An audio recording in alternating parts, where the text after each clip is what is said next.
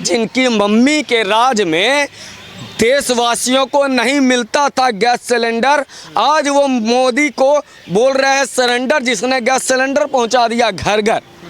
आज हिंदुस्तान में ऐसा कोई घर बता दीजिए जहां पर गैस सिलेंडर नहीं पहुंचाया है विगत 12 वर्षों में। सरेंडर की बात करते हैं उद्योगपति की बात। आज भी यूट्यूब पे अवेलेबल है। निदा राडिया कौन थी भाई? निदा राडिया एक उद्योगपति की पीए सहायक असिस्टेंट आपके यहाँ मंत्री तय कर रही थी। एक पत्रकारा जिसे आपने पद्म श्री दिया था, तो आप सरेंडर थे, आप कंप्रोमाइज थे, आप अपना मंत्री उद्योगपति के असिस्टेंट के सहारे बनाते थे। आप किस बात का कंप्रोमाइज थे कि भारत में लाल गेहूं, गधे घोड़े का गेहूं भारत की जनता खाती थी लाल बहादुर शास्त्री के आने तक, और नेहरू जी हवाई जहाज से घूमते थे। ये आज बात कर रहे हैं, आज ONGC का भी क्रेडिट ये ले लिए। अरे इस देश में टेलीफोन की लाइन, गैस सिलेंडर की लाइन, ये कहते हैं नोटबंदी की लाइन, गैस सिलेंडर की लाइन आपने दिया। केरासन तेल के लिए तरसाया है इन लोगों ने, एक सड़क के लिए तरसाया है इन लोगों ने, और ये कह रहे हैं मोदी सरेंडर। वो मोदी सरेंडर जो अब तक 1 लाख लोगों को युद्ध से निकाल के लेते आया। सोचिए कि आज 16 देश में युद्ध चल रहा है एक अघोषित। सिर्फ ईरान, इजराइल, अमेरिका नहीं है, हर जगह पे जहाँ पर भी अमेरिका का एसेट्स है ईरान मार रहा है, सऊदी अरब में मार रहा है, उधर लेबनान में अलग चल रहा है, बहरीन में अलग चल रहा है, उधर अब्दुल्ला हिम्मतुल्ला पता नहीं कौन कौन से खड़े हो गए। इस बीच में अगर 1 लाख लोगों को मोदी सरकार ले करके हिंदुस्तान आ रही है, तो फिर ये कह रहे हैं कि मोदी सरेंडर हो गया, मोदी कंप्रोमाइज़ हो गया। कंप्रोमाइज़ आप हैं, क्योंकि ट्रंप आपको पर्ची दे रहा था, आपने कह दिया। मोदी ने, ट्रंप ने कहा इकोनॉमिक डेड हो गई, राहुल गांधी चिल्लाने लगे इकोनॉमिक डेड हो गए। अरे कहाँ से इकोनॉमिक डेड हो गया? हमारा GDP ऊपर देखो। तो राहुल गांधी आज संसद में खड़े हुए बोलना था उनको, गैस सिलेंडर पे बात करने लगे एफसीन पर। तो ये सरेंडर्ड हैं विदेशी ताकतों के हाथों, इनको पर्ची पकड़ा रहा है। कौन पकड़ा रहा है ये फिर राहुल गांधी बता दे कि हर बार जो ट्रंप बोलता है, अमेरिका सीरियस नहीं ले रहा है ट्रंप को, लेकिन राहुल गांधी बहुत सीरियस ले लेते हैं। तो कह रहे कांग्रेस कह रही कठपुतली बन के रह गए हैं अमेरिका की, अमेरिका के सामने झुक गए हैं, डिसीजन नहीं ले पा रहे हैं। अमेरिका तय करेगा कि हमसे क्या लेना है, कब तेल खरीदना है, कब नहीं खरीदना है। अमेरिका पिछले 8 महीने से बोल रहा है कि मोदी ने रूस से तेल खरीदना बंद कर दिया। अभी रिपोर्ट आई ना फरवरी में कि ऑल टाइम हाई हमने रूस से तेल खरीदा है।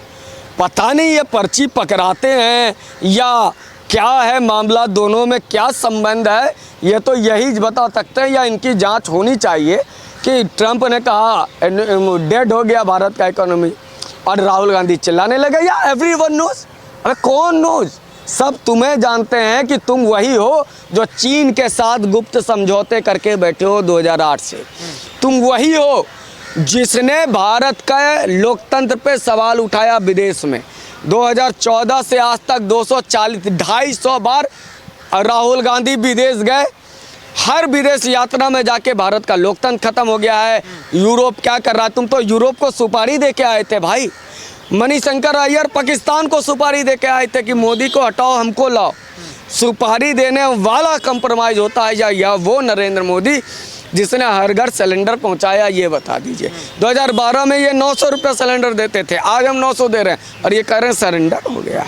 सरेंडर वो था कि 54 वीर सैनिक हमारे 71 के युद्ध में पाकिस्तान कब्जे में कर लिया, हमने 90,000 सैनिक छोड़ दिए पाकिस्तान के, ये 54 सैनिक नहीं ला कर आ पाए। ये हमें बताएंगे सरेंडर कौन है?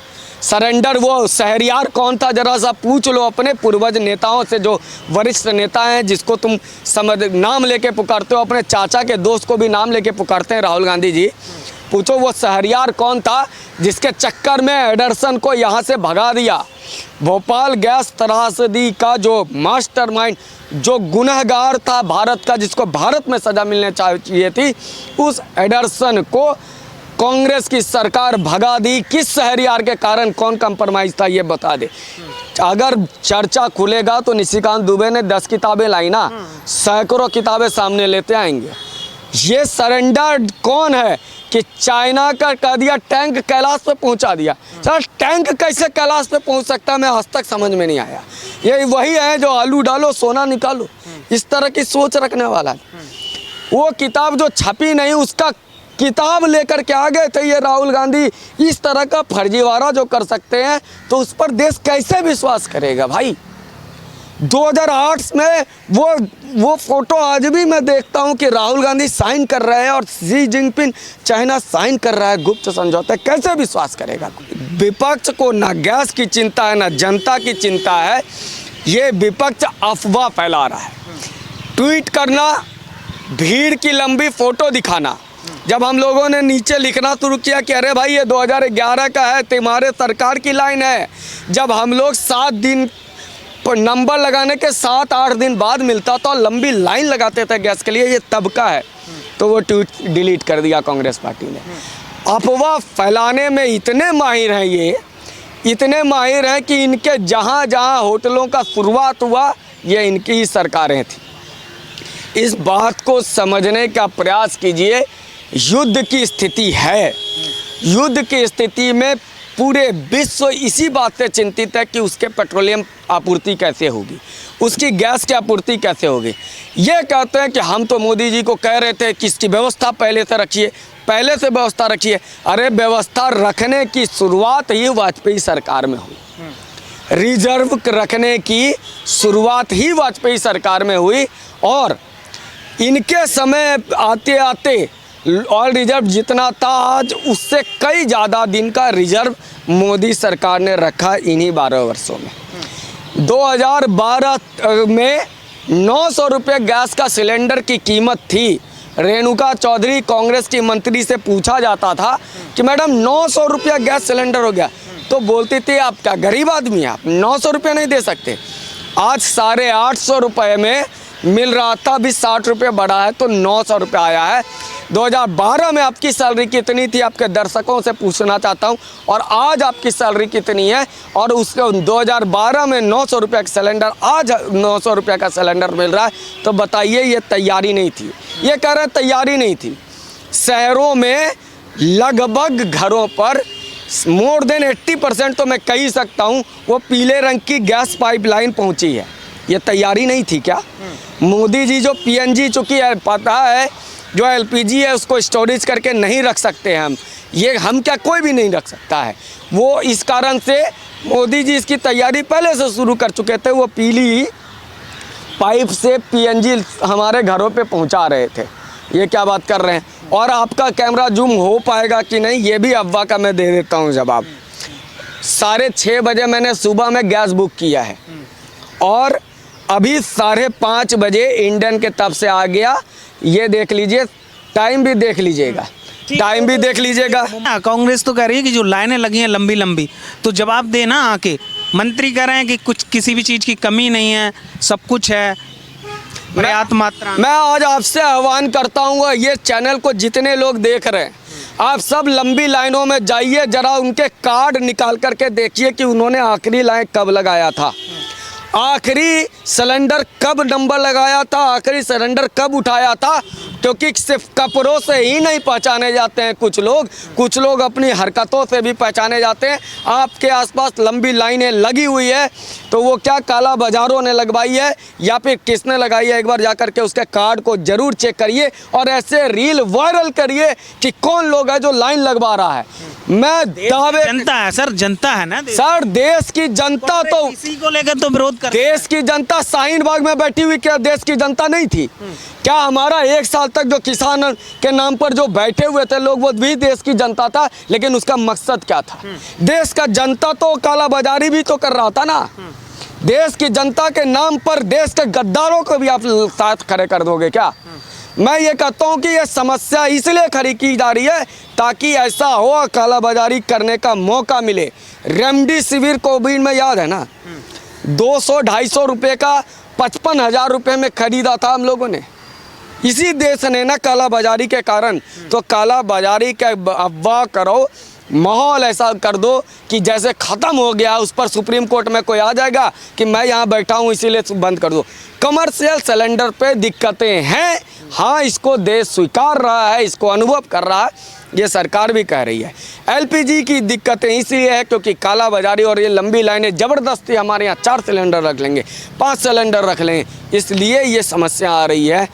मैंने बताया ना कि अभी मैंने सुबह में बुक किया, शाम को मुझे जनरेट हो गया, अभी मैंने समय दिया, कल आज भी जाए सिलेंडर या परसों 2.5 दिन में आ जाएगा। तो बताइए मैं अपने पे विश्वास करूं या ये इन लाइनों पे विश्वास करूं? होटल बंद क्यों हो रहे हैं?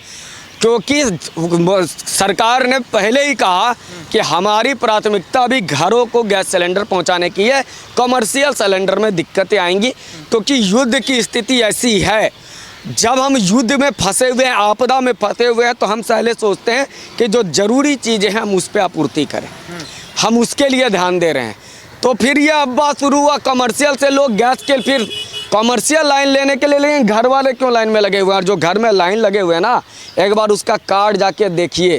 क्या कोविड वाला वही खेल तो नहीं चल रहा है कि यूथ कांग्रेस वाले ट्वीट करते थे कि हम आपदा में मुझे मदद दीजिए, दूसरा ट्वीट आता था यूथ कांग्रेस का कि मदद पहुंचाई जा रही है, तीसरा ट्वीट आ जाता था कि मदद पहुंच गई है, धन्यवाद यूथ कांग्रेस। ये खेल पुराना है। लोहिया जी ने कहा था कि भय भूख भ्रांति भगदड़ कांग्रेस की नीति है, और ये भय भूख भ्रांति भगदड़ फैलाना कांग्रेस पार्टी कर रही है।